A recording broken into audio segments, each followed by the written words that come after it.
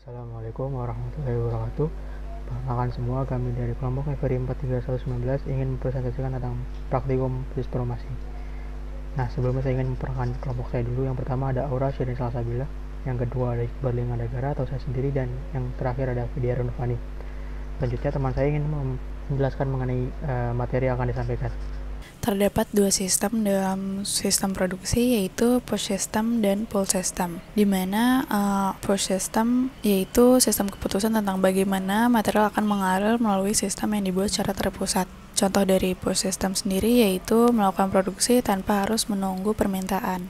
Sedangkan untuk pull system yaitu aksi untuk melayani permintaan, atau suatu proses produksi untuk mengalir dengan ekspektasi inventory sekecil mungkin. Intinya pada pull system ini lebih kepada produksi dilakukan sesuai jumlah permintaan.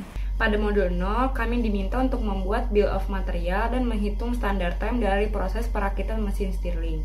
Dan selanjutnya kami akan menggunakan standard time ini untuk menghitung proses agregasi, forecasting, dan verifikasi pada modul 1.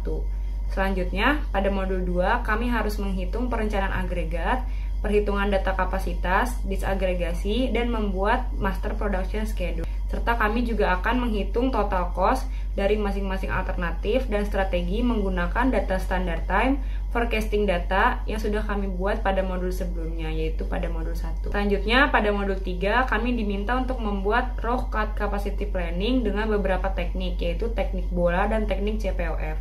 Kami akan menggunakan data MPS yang sudah dihitung pada modul 2 dan kembali menggunakan standard time yang berada di modul 0. Selanjutnya, untuk modul 4, kami harus menghitung sistem prosedur MRP dengan beberapa teknik routing, dan kami kembali menggunakan data MPS pada modul 2. Untuk modul 5, kami menggunakan data waktu siklus pada modul 0 untuk menghitung line balancing dengan pendekatan region atau RA method dan rank positional weight atau RPW method. Menurut Monden tahun 2012, just in time yaitu menghasilkan unit yang diperlukan dalam jumlah yang diperlukan pada waktu yang diperlukan. Terdapat beberapa manfaat dari just in time. Biaya produksi berkurang karena adanya pengurangan waktu siklus produksi. Selain itu juga dapat meningkatkan kualitas karena adanya program peningkatan kualitas berkelanjutan, peningkatan produktivitas, dan lain-lain.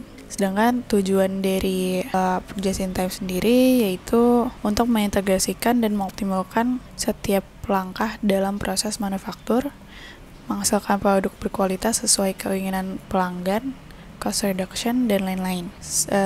Dan ada juga prinsip dasar dari just in time, yaitu penyederhanaan, kerapian dan keteraturan, kejelasan, optimal cycle time, agility, pengurangan variansi, dan pengukuran atau measurement. Terdapat beberapa strategi dari just in time, yaitu reduksi scrap dan pengerjaan ulang, meningkatkan jumlah pemasok yang berpartisipasi dalam just in time, meningkatkan kualitas proses industri, mengurangi inventory, dan lain-lain.